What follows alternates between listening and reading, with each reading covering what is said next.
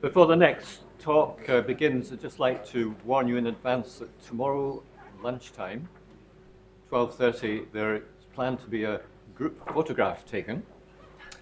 So that may affect something, I don't know. Anyway, because of the size of the group, the photograph will have to be taken outside. So no doubt it will be a howling gale and a blizzard. But that's the plan, 12:30 tomorrow, a photograph of the group.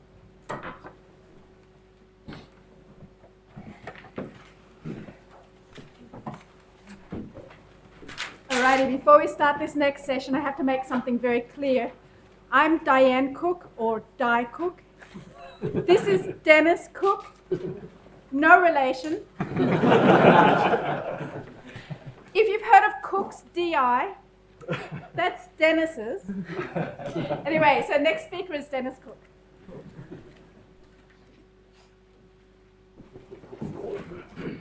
Thanks, Di.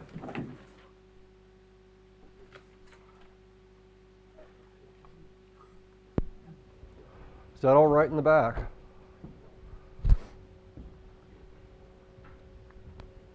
I'm going to be talking about dimension reduction today, in particular sufficient dimension reduction. The idea of dimension reduction, many of us, I imagine, including me, consider it a contemporary topic. Most of the talks that we've heard so far in this conference, in one way or another, address the issue of dimension reduction, particularly through sparsity. But dimension reduction as an issue is very, very old in statistics. If we go back to Fisher in 1924, writing in his paper on the influence of rainfall on the yield of wheat at Rothamsted, at the outset of the paper, Fisher addressed an n less than p issue. At the time, it was popular to consider modeling yield of grain in terms of meteorological variables observed throughout the growing season. Unfortunately, the number of records of yield that were available, the number of years available, were much smaller than the number of potential predictors, the number of potential meteorological variables that you could use to try and predict yield. It was standard methodology at the time to do what people have been talking about now, use screening.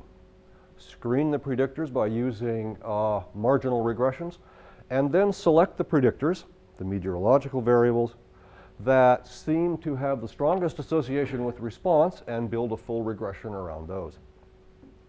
Fisher turned out to be very critical of that practice, and in 1924, Fisher wrote, "The meteorological variables to be employed must be chosen without reference to the actual crop record."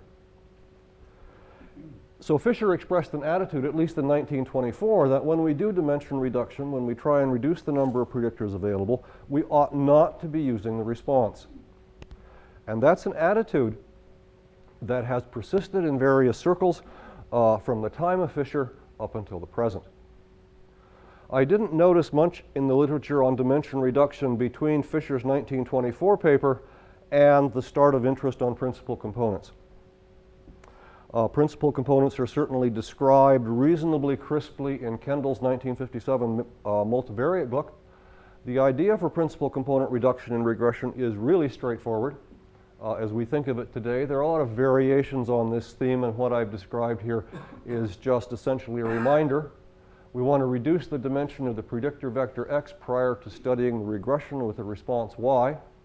So what we do is we replace x with a number of linear combinations of x, d of them in this case, where the coefficients of those linear combinations are the eigenvectors of sigma hat, the marginal covariance matrix of x. There are a lot of historical reasons why people have used principal components. Perhaps the main historical reason that I've noticed in the literature is simply to mitigate the effects of collinearity. And people try and do this whether or not n is greater than or less than p. Facilitate computation and exploratory analysis, that's another pair of reasons that people have used. And in recent years, there has been a move to use principal components to deal with the n less than p problem. And there are many papers, particularly in the bioinformatics literature, that use principal components in just this way. People also use principal components to get around the model building issue, to try and build models with fewer variables than would otherwise be the case. Well, it didn't take very long before people started worrying about this kind of practice, and in 1968, Cox wrote that a difficulty seems to be there is no logical reason why the dependent variable should not be closely tied to the least important principal component. Some agreed with Cox and found examples where apparently the least important principal component contains relevant information on the response. So here we have another extreme in attitude that has persisted since the time of principal components. That is, principal components, as I described on the previous slide, have nothing to do with the response, and therefore we should not be expecting that they can perform very well. Well, not to be deterred, in 1977 in their regression book, Mosteller and Tukey posed the question, how can we find linear combinations of the predictors that will be likely or unlikely to pick up regression from some as yet unspecified y? Mosteller and Tukey went back to Fisher's attitude, in effect, and said, we want to find linear combinations of our predictors to use in our regression without yet specifying y, and that's essentially what Fisher said. I imagine that Mosteller and Tukey had concerns that Cox expressed in mind, and they answered those concerns with the statement on the bottom of this slide. A malicious person who knew our x's and our plan for them could always invent a y to make our choices look horrible. But we don't believe nature works that way. More nearly, nature is, as Einstein put it in German, tricky but not downright mean. So again, we have people on two sides of the issue on how principal components might be used. According to my assessment of the literature, on balance, the role for principal components in regression seems elusive. Just from the literature available, I find it hard to understand why anyone would ever use principal components. They're computed from the marginal of x. They have nothing to do per se with y, and they're not usefully invariant or equivariant. On the other hand, principal components are ubiquitous in the applied sciences. They're absolutely everywhere, and they seem to be used with greater and greater frequency. And in some cases, they're used in situations that are very important to us. Writing in a report to a subcommittee to the U.S. House of Representatives, Wegman, Scott, and Said pointed out that some of the original influential work on global warming was flawed or is flawed because of an inappropriate use of principal components. Did I get that right? Good. Said. Oh, sorry, Saeed. So I didn't get it right. In my own consulting work, 15 years ago, it would have been unusual, although not rare, for someone to come to me seeking help with principal components in regression. Today, I'd actually call it usual. It seems to happen all the time. A couple of months ago, an investigator from the Food Science Department came to me for help dealing with a rejection letter she had received from a top nutrition journal. They had submitted a paper to the journal, and the paper was rejected almost immediately by the editor in consultation with an associate editor. And the reason for rejection had to do with the point that they had used a dimension reduction method at the outset that involved the response. And according to the editor and the associate editor, that is somehow not proper statistics. And they recommended that if this individual wanted to get her paper published in their journal, that she should go back and redo the analysis using principal components, which did not involve the response. They also said, I found it very interesting, that statisticians are mixed over whether or not the response should be used in dimension reduction. So we have our history, the history of statistics and the history of these issues have left us with a legacy that in some sense we have to overcome. So principal components are ubiquitous in the applied sciences, but they're not widely represented in statistics as a research issue. We use them, we think about them, but principal components are not widely represented as a research issue. Instead, there are lots of other methods that have been proposed in recent years. Inverse regression methods, the lasso, judging from the talks that we've heard here today, the lasso should have been first on this list. MAVE, partial least squares, popular in chemometrics, projection pursuit methods, contour regression methods, directional regression methods, and there are lots and lots of ways of doing dimension reduction that have been proposed in recent years in statistics, and few of them have anything to do with principal components. That's the most dominant method used across the applied sciences. I originally started this line of investigation or this line of thinking because I wondered if it would be possible to somehow connect principal components with what people are doing in statistics. Are there linkages that we can make between principal components and other stuff that we're doing? If there are linkages that we can make between principal components and other things, then maybe we can use those linkages as a bridge to communicating with people in other areas. And so that's what I'm going to be doing today. I'm going to start talking about principal components. We'll think about some simple nonlinear models that give rise to principal components. Then we'll look at those nonlinear models and sort of follow our noses and see where they lead us. To do that, to start our study, we have to have a few ground rules, and here are the ground rules that I'm going to be using today. Variables y and x. Y is a scalar. Actually, y doesn't have to be a scalar here. It can be a vector at any point in the discussion. I guess I made it a scalar just to be, I don't know why I did. X is a p-vector, and x and y have a joint distribution.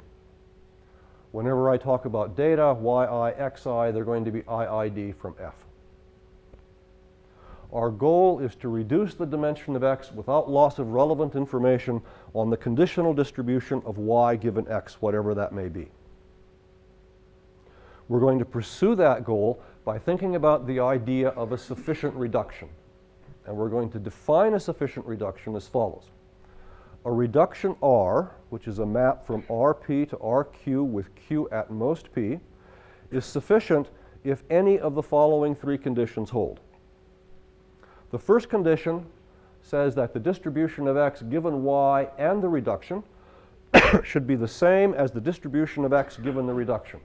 We think of that as an inverse regression approach because we're doing the regression of x on y.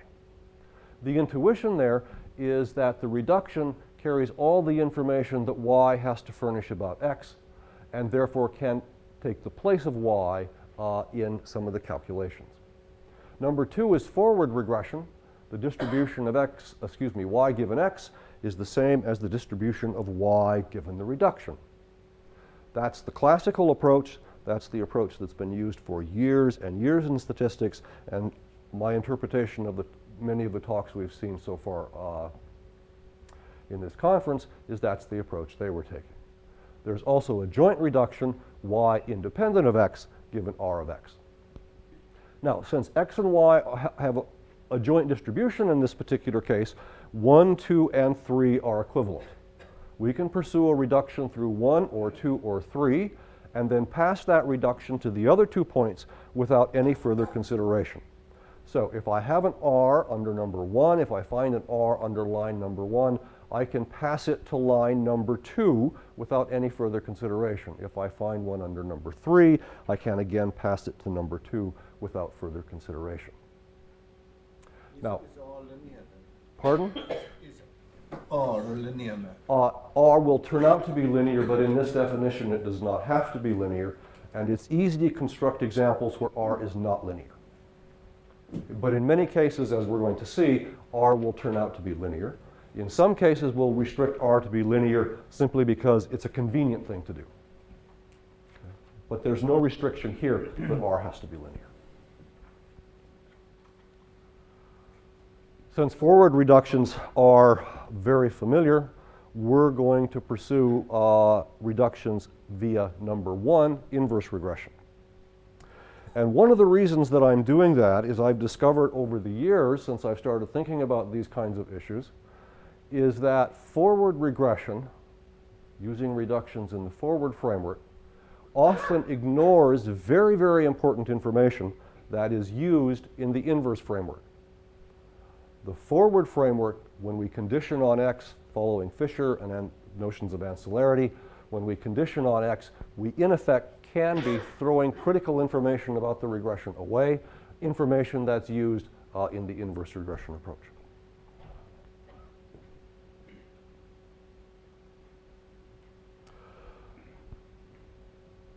The three statements are listed at the top of the slide.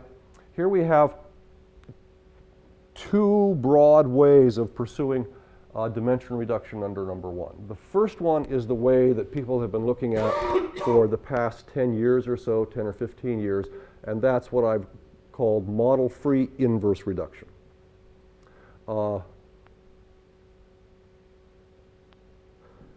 If we don't have a model, if we don't have a law to tell us about R, then somehow we're going to have to deal with the identifiability of R. We can do that by restricting R to simply linear reductions rather arbitrarily. So let's restrict R to a linear reduction, alpha transpose X. So now we're thinking about inverse reductions, inverse sufficient reductions that are linear, alpha being a P by D matrix. In this context, alpha itself is not identifiable, because if I do any full rank linear transformation of the columns of alpha, I again get another sufficient reduction. If R of X satisfies number one, then any full rank linear transformation of R of X will also satisfy number one. On the other hand, we can make progress by thinking about the subspace spanned by the columns of alpha, which may in fact be identified. Even when we restrict attention to the subspace spanned by alpha, there may be many subspaces alpha that are sufficient. For example, if I take the span of alpha to be Rp, that certainly leads to a sufficient reduction. R of X equal to X is always a sufficient reduction. What we would like is we would like the smallest possible sufficient reduction. And we do that by taking the intersection over all subspaces span alpha that are in fact sufficient reductions themselves. That gives us the smallest sufficient reduction. The notation is sy/x, and we refer to that as the central subspace. Now, that line took us probably a couple of years in the early 90s to establish. There are lots of theoretical issues sitting buried in that line. You can carry it anywhere from sort of obvious data analytic problems to rather, for me, difficult measure theoretic problems. Nevertheless, that line in the literature is now reasonably well established, and people for the past 10 years have been using that line and trying to estimate the central subspace in a model-free context. And that has led to many, many, many methods. Sliced inverse regression, sliced average variance estimation, principal Hessians, directions, inverse Hessian transformations, inverse regression methods, contour regression, directional regression, there are Fourier methods, moment methods, partial methods, kernel methods, and the list goes on. It's gotten to the point, for me at least, that all of the methods for estimating the central subspace have in effect become imponderable. I simply don't know what to make of them anymore because there are so many. Many of them work well in the context for which they have been designed. Many methods are variations on other methods designed to broaden the estimative target or narrow the estimative target. Many are variations on other methods designed to broaden this particular assumption or narrow this particular assumption to achieve additional power. So there are lots and lots of things going on, but nothing has emerged as sort of the first method. I don't mean first in time, I mean the first method you might apply if you were going to be doing this in practice.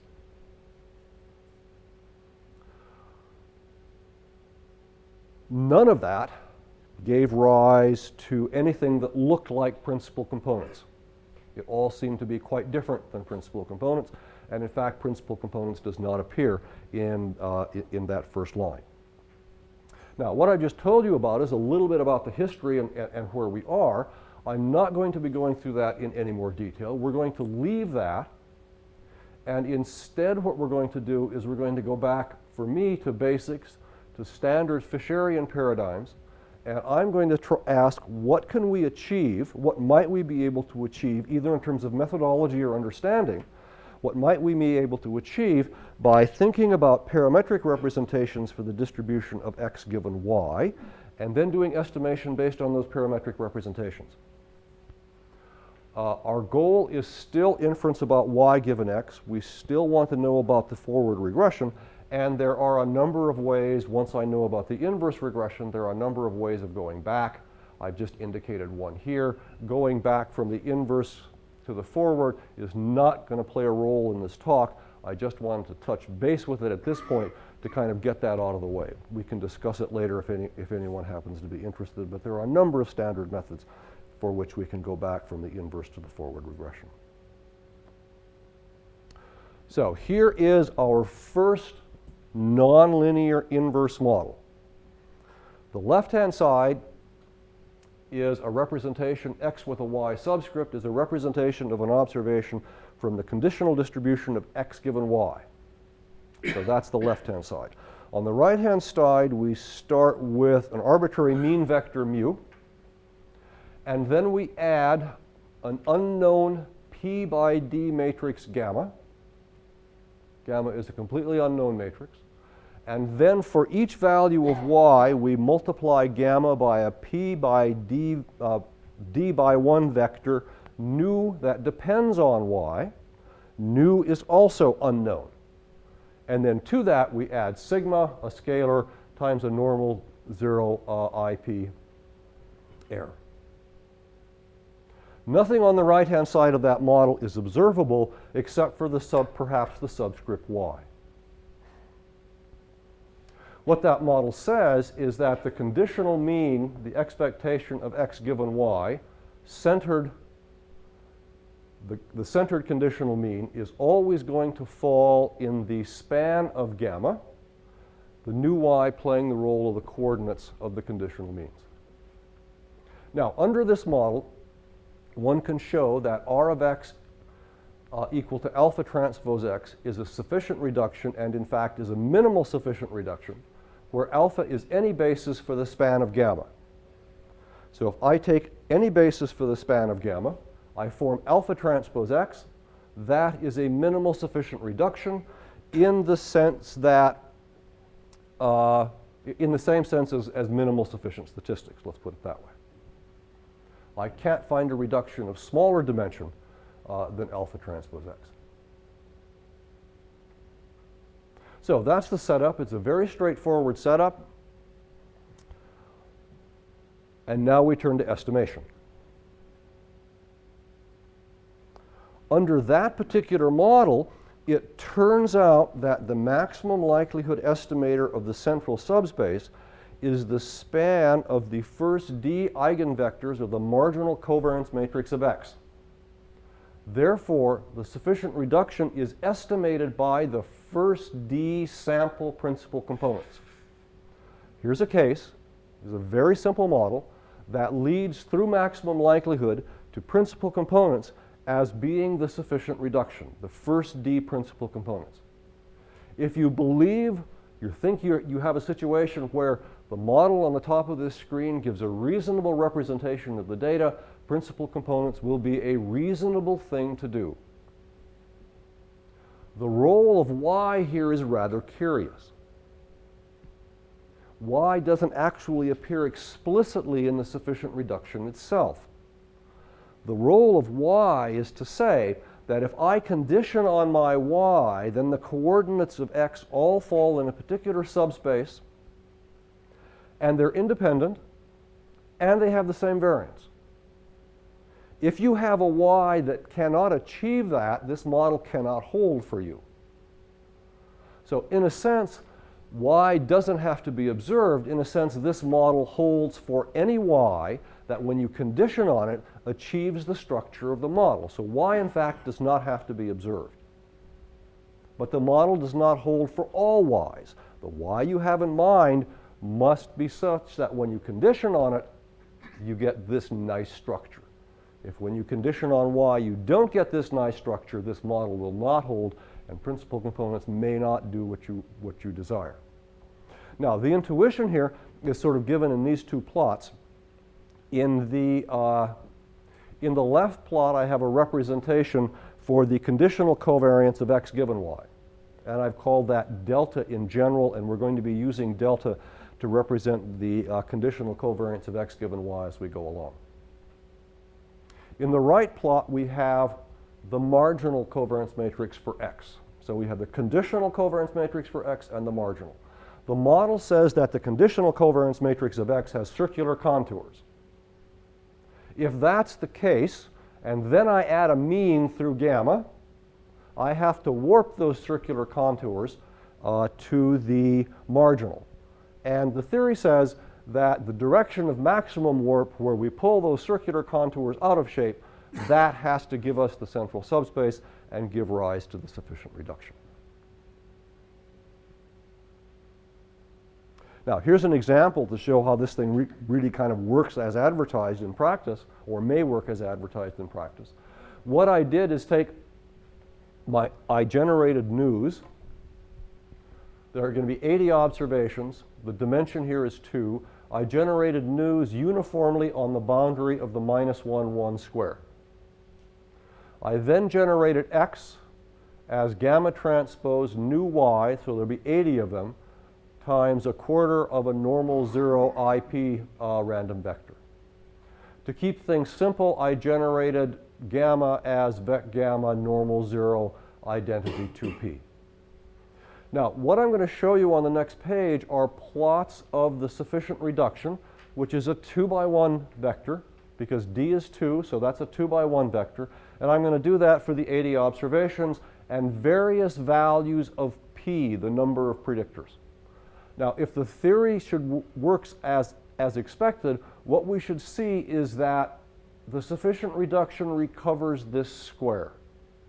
That's what we should see. With 3 predictors, we don't see much of anything.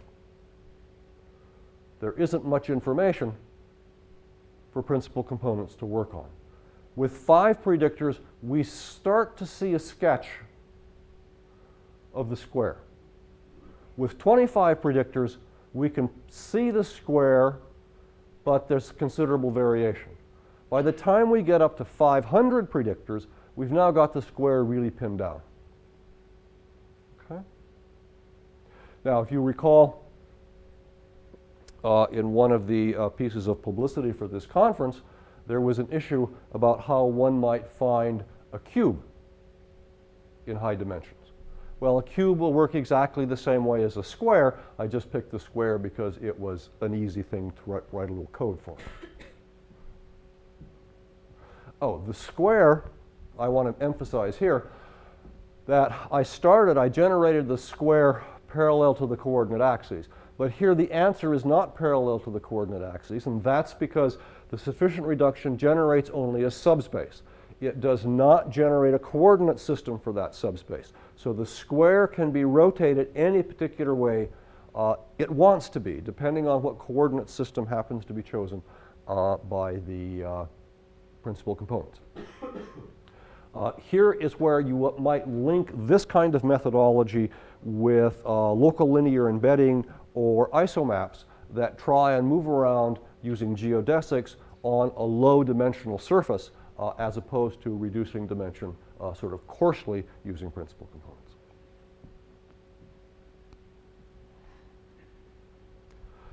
So that's the starting point.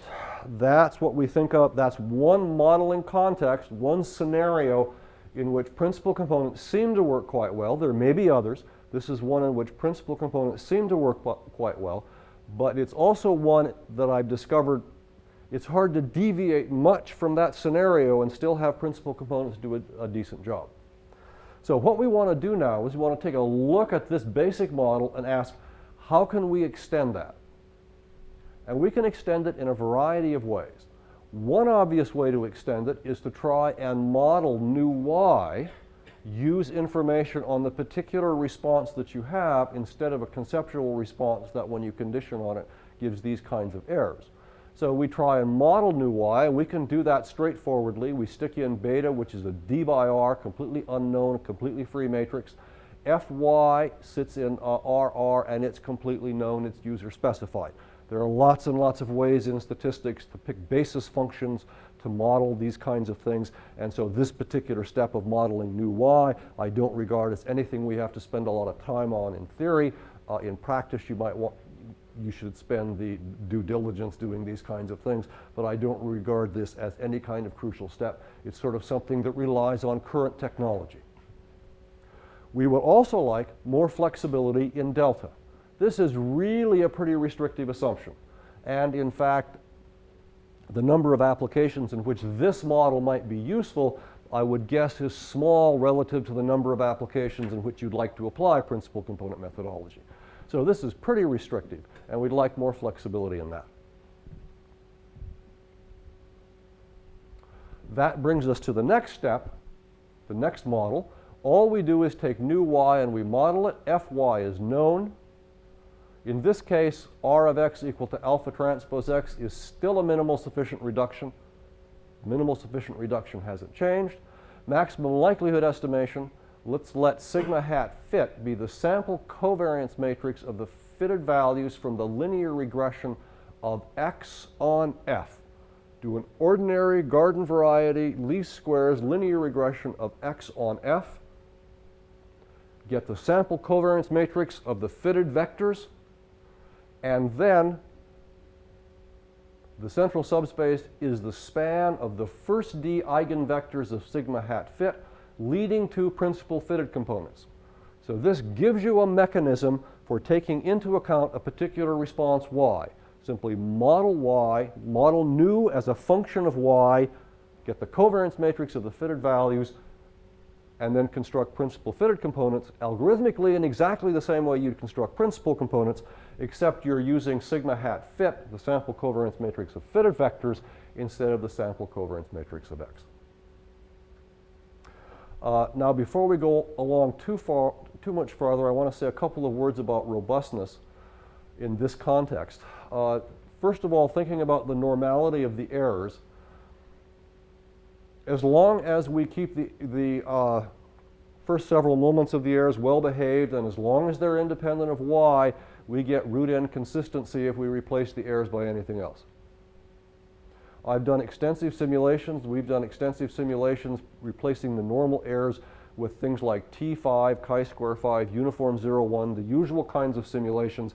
And what we've noticed is that this is very, very, very robust to these kinds of deviations in the errors. Normality is not at all a crucial issue. The choice of f is also not a crucial issue. We still get root n consistency, the usual consistency, if instead of having a true f, imagining this as the true model with a true f, we take f and we instead say, well, I don't know f, but I'm going to use this. And this is represented by g. So g is an approximation to f. You still get things working very, very well as long as the rank of the covariance matrix between f and g is r. Okay? R is the length of f, so as long as you get enough correlation between g and f, everything is going to work fine in the sense indicated here.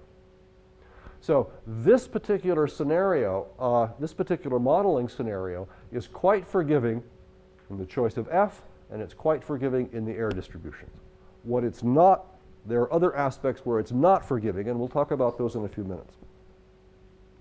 Here's an application that I actually typed this in since I arrived here because I read the paper on the plane on the way over. This is a paper that occurred in the genetics literature by Leek and Story in September 2007. They were dealing with gene expression data, and they wrote a model that I found quite interesting. Their model said, take the gene expression data and model it as a mean plus a beta times an f plus a gamma times a nu, where they thought of this nu as being unknown confounders when you want to compare, say, populations based on y. So these are unknown confounders for them. This is their modeling scenario. For us, this looks exactly like the part of the model that we were dealing with principal components.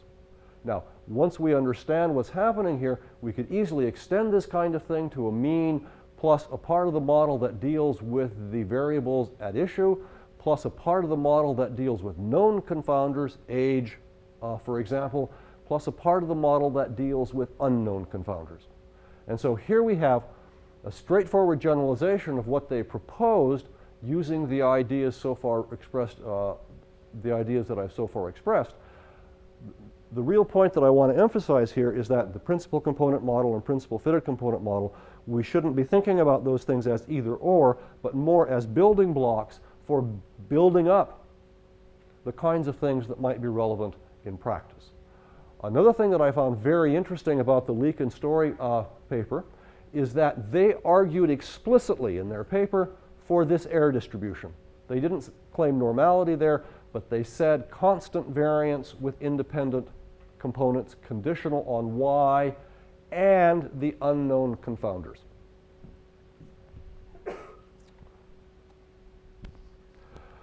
The previous model, however, is not robust. It's not very forgiving when we might have a general covariance matrix there instead of an identity covariance matrix, or proportional to the identity. If we now add a general covariance matrix to our distribution, then the sufficient reduction still is of the form, the minimal sufficient reduction is still of the form alpha transpose x, where now alpha is any basis for this space, delta inverse times the span of gamma. In this case, we have the sufficient reduction is invariant under full rank linear transformations of x, and it's adapted to y. So this particular scenario satisfies the two concerns for principal components that I expressed at the outset. It's now tailored to a specific y, and it's invariant. Again, we find a closed form expression. To get the sufficient reduction in this case, r hat is computed as the principal fitted components based on this normalized vector. That is, it's the inner product of the first d eigenvectors of this thing with this. So all you have to do is multiply x by sigma hat to the minus 1/2, do principal fitted components, and you've got it. This result actually took some time to show because the maximum likelihood estimator of delta in this particular case is complicated. Nevertheless, when all is said and done and you realize you're only interested in subspaces, it turns out to be a very, very simple thing. Robustness to non-normality and misspecification of f still hold, provided the rank of the covariance between f and g is at least r. One of the first methods in this kind of dimension reduction, the first method in this kind of reduction is sliced inverse regression by Kirchow Lee that was published in JASA in 1991. I always thought up to this point, well, for me, the main message from this point, the main message from this paper up to this point was that we should look at the inverse regression of x on y instead of always looking at the forward regression. And that still is an important message from this paper. Nevertheless, what fell out, and I was quite surprised, it just fell out by accident one day, what fell out of this line of reasoning is that Kirchhow's method, in fact, is maximum likelihood when y is categorical. And this turns out to be the case because when y is categorical, we simply take f to be an indicator vector indicating the categories, and then this whole thing reduces to sliced inverse regression. When y is not categorical, Lee suggested that we slice a continuous y, effectively turning it into a categorical variable. Again, that works because whatever f happens to be when y is continuous, we approximate it with a categorical g, and as long as that rank is r, we're in good shape. So here now is a firm connection between the entry point for inverse regression methods and principal components. Here's just a quick illustration. This is a near infrared reflectance for protein content of wheat samples. There are only 6 predictors, 50 observations. I picked F as indicated there. I use this example because it has high collinearity in the predictors. The predictors correlations ranging between 0.9 and 0.999, I guess. I've indicated there in blue d hat equal to 1. There are a whole variety of methods that one can use to infer about the dimension of the central subspace. You can use BIC, AIC, likelihood ratio testing. There are a variety of methods. I'm not going to be addressing them, but whenever I put a hat, I've used one of them. So in this particular case, d hat came out to be clearly, the inference clearly is d hat equal to 1. That gave the sufficient reduction. The first principal component looks like this. There's essentially no information here, but there's a credible amount of information here. The first principal component failed completely in this case, but the first sufficient reduction found a very, very, very strong linear trend. Now, with the high correlations, one would think that maybe principal components are a reasonable thing to do. But in fact, that's counterintuitive. Principal components are not a reasonable thing to do if you see high correlations. High correlations are a trigger that probably you don't want to do principal components, because principal components work when the conditional covariance matrix is close to the identity. Okay? So unless you have an incredibly strong signal giving you high correlations in the marginal, you probably don't want to use principal components when you have high correlations. Probably exactly the wrong thing to do. Now, where can we go from here? Well, that's the first model we considered that gave rise to principal components. Then we simply took nu y and we simply modeled it, beta fy. Not a big step. And then from there we said, well, we're going to worry about this error term. So we came down to number 3 and we plugged in a delta, and we dealt with that. We have another closed form expression. All of these things follow the principal component kind of paradigm with rescaling and using other matrices. The step from here to here is really expensive in terms of data. That's a really expensive step. Here we don't have to have n bigger than p. You can have n small, p big. It doesn't really matter. In fact, we saw in the original example that as p grows, you gain more information if this is the kind of modeling scenario you have in mind. So having a large p and a small n is not a bad thing to do. But here, to be able to estimate delta, to be able to deal with this model, we're back in the usual kinds of large sample considerations. So one of the things we might want to do is slow the progression from here to here and think about what we've called envelope models for increasing efficiency.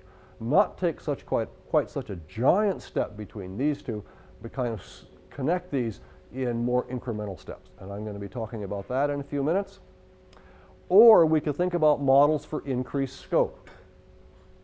Ignore the sample size problem and simply put a y on delta. So now we have a variable mean and a variable covariance matrix. So we simply put a y there and a y there. We increase the scope by allowing for non-constant variance instead of worrying about sample size. So we're going to talk about models for increased scope first, and then we'll talk about models for increased efficiency. So all I've done now is put a y on delta. So now we're allowing delta to depend on y. The sufficient reduction gets more complicated. Every time you take a step up, the sufficient reduction gets more complicated, but the basic idea is always the same. In this case, I have to, a little caveat here. This is a case where the minimal sufficient reduction is not linear. The minimal sufficient reduction in this case is quadratic, but it requires incredibly large sample sizes and a different technology. So what we did in this case is we took a lesson from the model-free context, and we simply said, well, as a first pass through this, we're going to restrict, or rather arbitrarily, attention to linear reductions. So what we have here are the minimal linear reductions, not the global minimal sufficient reductions, which will be much more complicated. So for linear reductions, we have number 1, which is like what we had before, except now there's just containment, and we have another condition.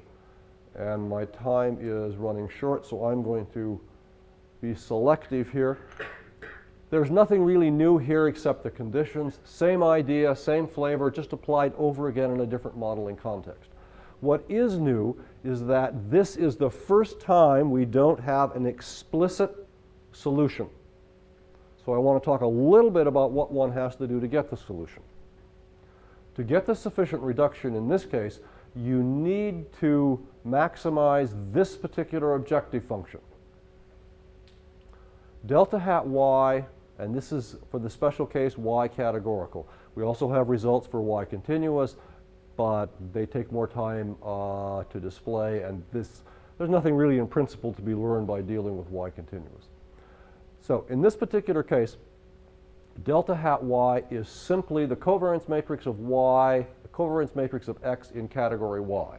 Y is categorical. PS is the projection onto the subspace S in the usual inner product. We're maximizing over subspaces. These two lines with a 0 indicate the product of the non-zero eigenvalues of A. So this is the log of the product of the non-zero eigenvalues of that. This is the log of the product of the non-zero eigenvalues of this, where sigma hat is still the marginal covariance matrix of X. Now, the argument here is a subspace, so we need to be maximizing that over a Grassmann manifold of dimension d in Rp, and that's exactly what we do. We use basically a steepest descent method, computing gradients on the manifold to maximize this particular thing. Once we maximize it, that's the estimate of the central subspace.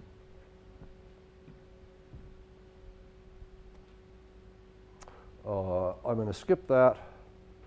Here's a quick example. It's kind of a fun example. This is a data set on birds, planes, and cars. The idea behind this data set is that people in acoustics would like to, down the road a ways, be able to construct acoustic maps of urban areas. And the acoustic maps would give not only the level of sound, but also the type of sound. If you're in this particular location, the sound you're going to be exposed to is going to have this particular level, and it's going to be composed of these particular kinds of sounds. Now, to be able to construct these kinds of maps, they have to be able to distinguish sounds of various things. And here, this is just a little pilot study trying to distinguish a bird from a plane from a car. Okay? So they took the acoustic signatures for birds, planes, and cars observed in urban areas, and they processed those, and they turned those acoustic signatures into 15 predictors, and those are the 15 predictors with which we were supplied. Here is the first principal component for the three groups: birds, planes, and cars. We don't really quite know what to make about principal components because it seems clear that the assumption of equal covariance matrices is not going to hold. Okay? And in addition, these things are they don't look like the identity. If we do linear discriminant analysis, we know completely how that behaves. That tries to separate in location. It assumes constant variance, and that's exactly what it does here. It gives you nice separation in nice separation in location, and it tries to get a projection where the variances are the same. The method on the left is the most recent dimension reduction method that I found in the literature.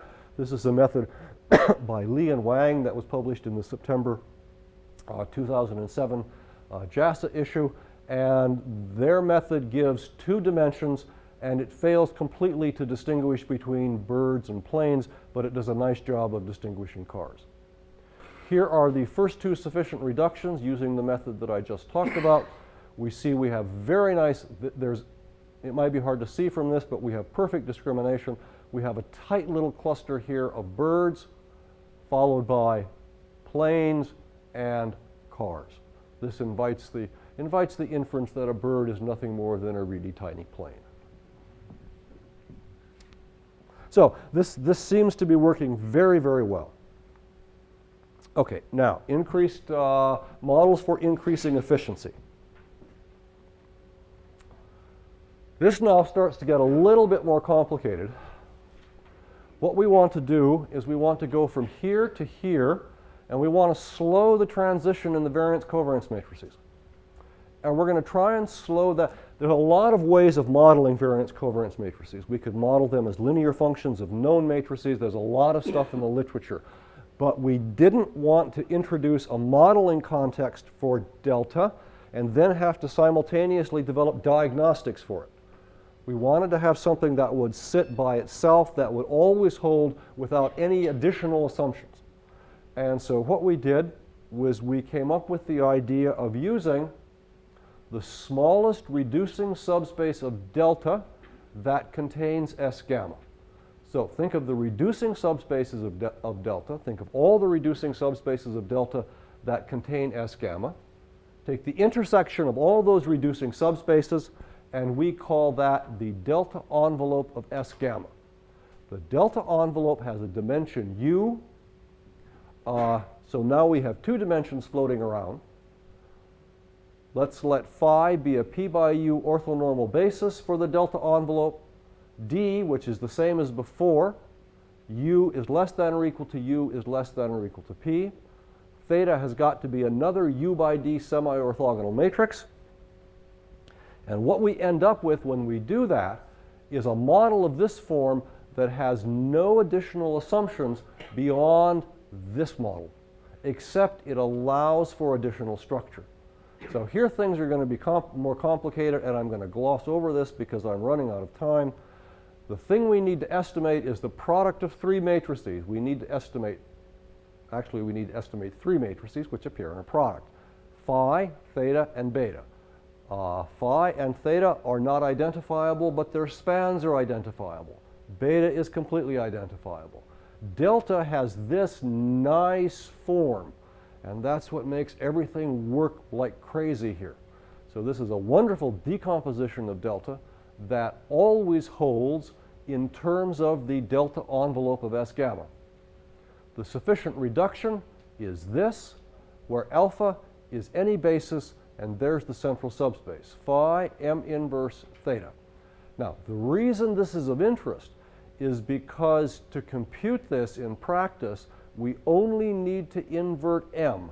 We only need to invert that, which is a u by u positive definite matrix. So if the dimension of m is sufficiently small, we're going to be able to apply this methodology when n is less than p, provided the dimension of m is sufficiently small. So here's what's happening. We're in high dimensions.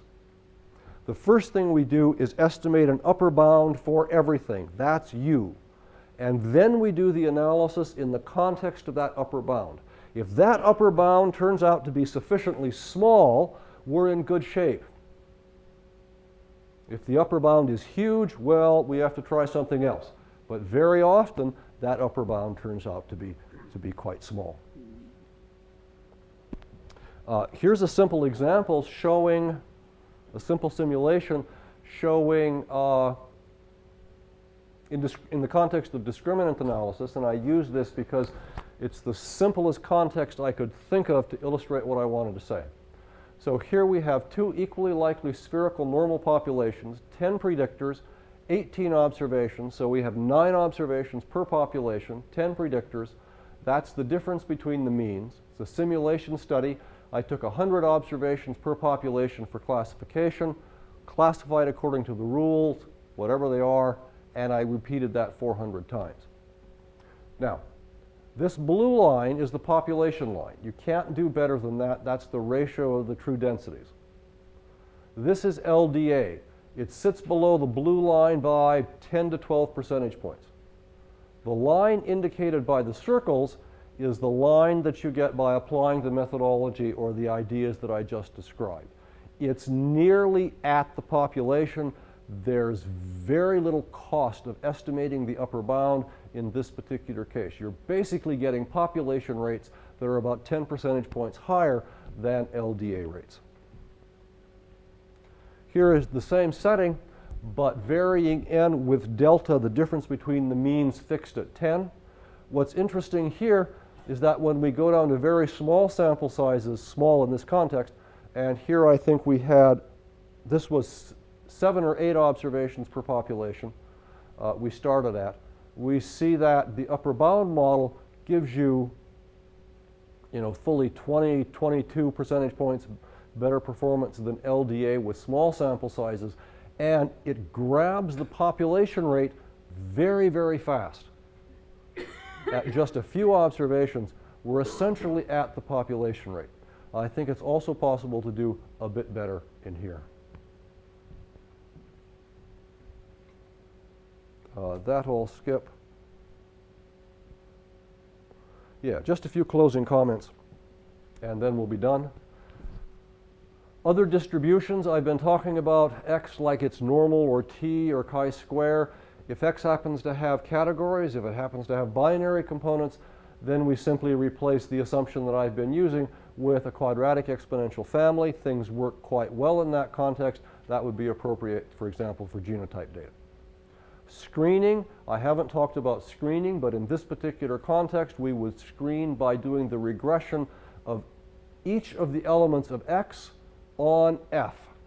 So this is inverse screening. And we would look here not only for differences in mean, but we'd also look for differences in variance. So we'd be looking for non-constant means and non-constant variances. We would be trying to find if the elements of x are independent of y, discarding those that appear to be independent of y. This kind of inverse screening procedure works quite well. The ideas that I've expressed here lead to lots of other things. They lead to things called covariance reducing models with applications in evolutionary biology. There's been a lot of work recently in evolutionary biology trying to characterize certain genetic covariance matrices where Y is categorical. They've been concentrating on Fleury's family of spectral models, but again, these are principal component type things. They're not usefully invariant or equivariant, and it gets hard to interpret them, and that's what the people in evolutionary biology have been finding.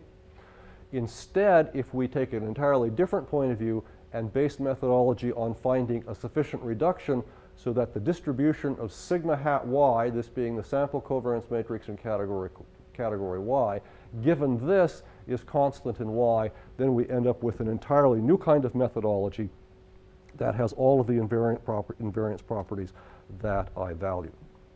These are just quick comments indicating things that we've been doing. Multivariate normal linear models, this stuff is really quite exciting. It's in progress. If we take a standard garden variety multivariate normal linear model, that's the cornerstone of multivariate theory, we can again reparameterize in terms of the V envelope of the span of beta, and what this can lead to is a much, much crisper analysis in multivariate theory. This stuff also subsumes partial least squares. Thank you.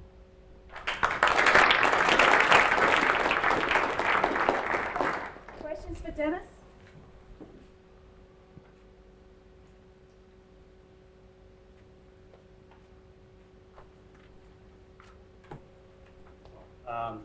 Somebody ought to ask a question, I suppose. This is very nice work, a very lucid presentation on this. So the perspective is complementary to probabilistic modeling perspectives. You're coming at this defining a reduction and then introducing this interesting classic models. If I think about this from the point of view of probability models that posit underlying latent structure in X space, and it seems to me that much of this is recovered directly, and your construct, your initial construct in the initial model U, is effectively a conditional mean of an underlying latent and variable conditional on the response of Y. I'm thinking about a model, a graphical model in which we have Y and X are conditionally independent, conditional on some underlying, let's call it lambda, random variable or latent factor, which has some distribution. And if we put linear Gaussian distributions on the three components, then latent factor regression emerges. Principal components is a special case. It's richer than that because it's general. And I think what you have in that first nonlinear model is a construct of the conditional distribution of X given Y that can be explained in a number of such probabilistic models. Yeah, that's absolutely right. I didn't mention latent variables because that takes the starting point and goes off in a different direction. It sort of goes back instead of the direction that I want it to go in. You're geared around trying to underscore the utility and richness. Right. My original goal, and my goal still is to take that starting point and let that lead in the direction in which I did, incorporating y, modeling y. If we think of the new, if we erase y from the new, just make it go away, and then say new has a distribution, then we get to exactly the same kind of thing that you've been mentioning. But it's that the latent factor regression would then say in addition that y given mu is conditionally independent of A. yes. And then I think if you take that step in the general framework, you have a generalization of your model where mu is replaced by a conditional meaning of the latent variable given. Yeah, but I don't want to go that way. I want to go the other. I think there's some fruitful opportunities.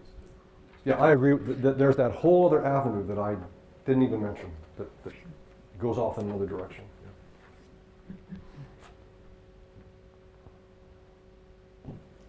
Okay, I have one question for you. You've compared your performance with LDA, but LDA obviously has problems when you've got a large P with small n, Yeah. right? What about flexible discrimination analysis or penalized discrimination analysis? This is gonna behave the same way in all of those kinds of things. As the LDA result? Yeah, as the LDA result. Yeah, because this is using information that none of the other methods attempt to recover, and it's going to it's the same story. And it's also it's easy to write inverse models that would do much better, for example, than the lasso, because they use different kinds of information. Any other questions? Okay, let's thank Dennis again.